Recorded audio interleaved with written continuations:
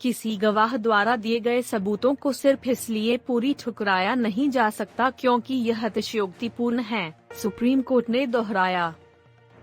CJI NV Ramana, justice Suryakant और justice Aniruddha Bose की bench ने कहा। Subscribe for legal updates. इस मामले में अपीलकर्ता दोषियों ने दलील दी कि अभियोजन पक्ष के गवाहों द्वारा दिए गए बयानों में अतिशयोक्ति थी और इसलिए उन्हें इस तरह के बयानों के आधार पर दोषी ठहराना गलत था।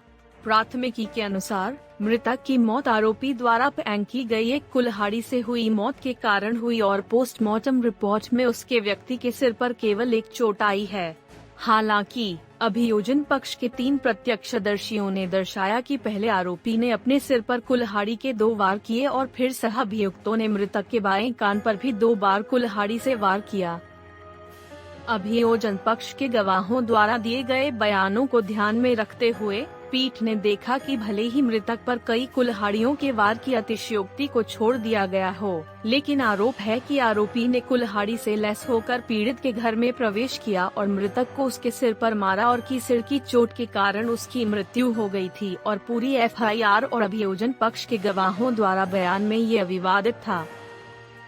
हरिचंद बनाम दिल्ली राज्य 1996 9 SCC 112 का हवाला देते हुए अदालत ने कहा कि विशेष रूप से एक आपराधिक ट्रायल में गवाहों के सबूतों की सराहना करते हुए विशेष रूप से चश्मदीद गवाहों के एक मामले में एक चीज में झूठ, हर चीज में झूठ का आवेदन नहीं किया जा सकता और अदालत को भूसे से दाना निकालने के लिए प्रयास करना पड़ता है।